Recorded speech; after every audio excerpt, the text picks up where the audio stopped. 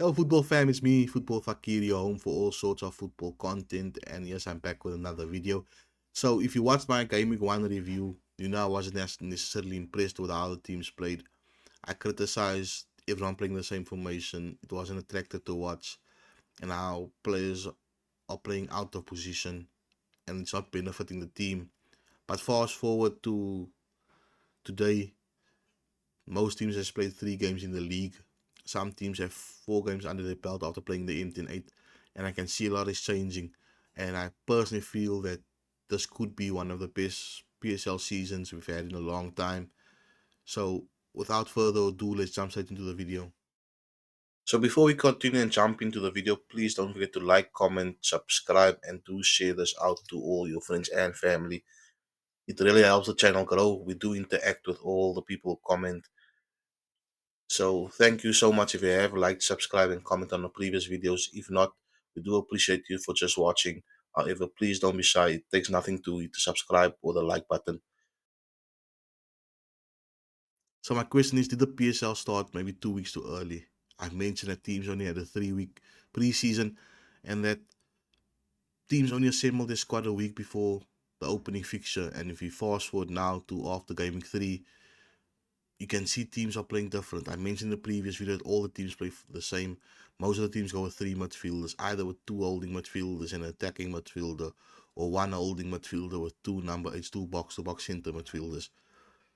Fast forward now to game after game week 3, you see AmaZulu's playing a 4-4-2, Stellenbosch is playing a 3-4-3, and then Kaiser Chiefs goes up against Sundowns and they play a 5-3-2.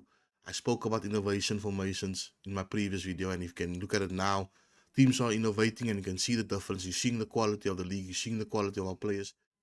So a lot has changed since the last video I made 2 weeks ago.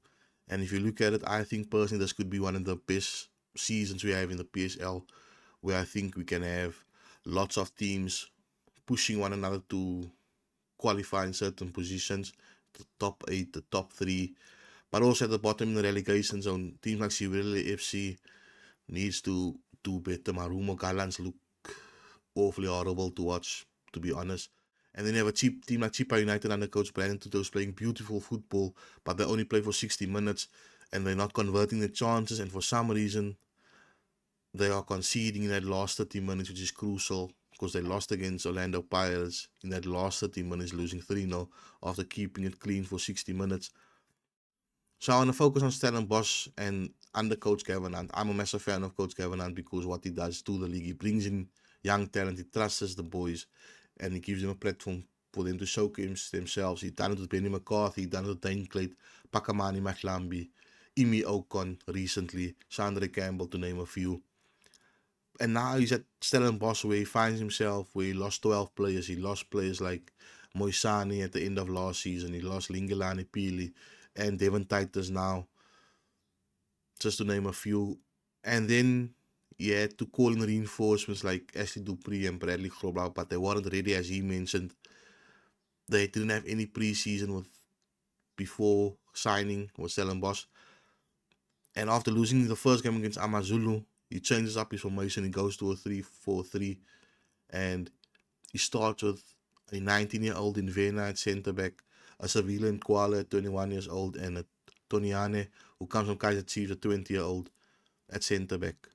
These are all 3 centre backs under 23 at his starting.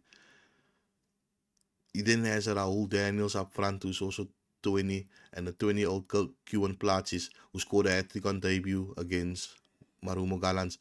And you look at this team at Coach Gavin Hunt is building, and you look at where it can go. Against Polokwane City, he started with this formation, he went down 3-1. They managed to bring it back 3-3. And against, like I mentioned, against Marumo Gallants, they won 3-1. And now they're sitting in a comfortable position on 4 points on the log. And you're just excited to see what happens with the Stellenbosch team under Coach Gavin Hunt. Yes, I think they might need to add another midfielder into the team. But with the amount of talent that there is in the youth level at Stellenbosch, I think if they can put their trust in Coach Gavin Hunt and have a 3 to 5 year plan, something interesting will happen there. So the next team I want to look at is AmaZulu. The way they are playing at the moment is phenomenal to watch. The way they play for 90 minutes at a high intensity. and they're going to hurt you in the wider areas.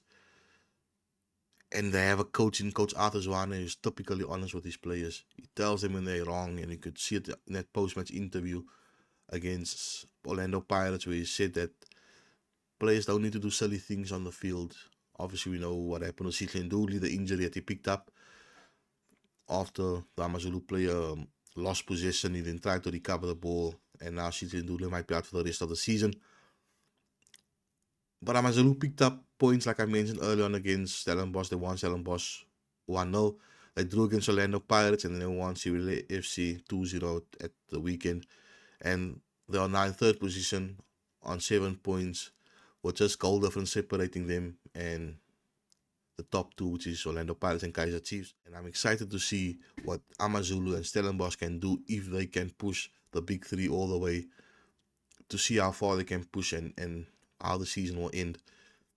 So I think the league is becoming exciting. I think I made a judgment too early after the first game week. But like I mentioned, it's the teams weren't ready. I personally feel that the league should have maybe just started this weekend past or even as the weekend coming, so teams could have proper time to prepare, get in the signs they need. Because teams like Siwele FC struggling at the bottom. They are find themselves at the bottom of the log with 1 point. Chipa United on 2 points after drawing 2 games and losing now obviously against Orlando Pirates in the last game. Durban City the same on 2 points, losing their first game to Sekakune. So teams like Durban City and Chipa United, I think they play decent football. They're just not converting the chances up front, and then individual errors is costing them the games. So it will be interesting to see how the league unfolds. There's still a couple of 2 weeks left in the transfer window. Will teams bring in the players they need? Will teams let go of the dead wood? But yeah, personally, I would like to thank everyone for the likes, the comments, the support that everyone is showing me. I'll try and upload as regular as possible. Now I'm uploading the short form content, and I'll try and upload weekly content regularly. So that's just a thanks on my side, and please continue, share it out to everyone you know. Like, comment, subscribe, keep doing the business. But yeah, it's me, Football Fakir, and what do I know about football?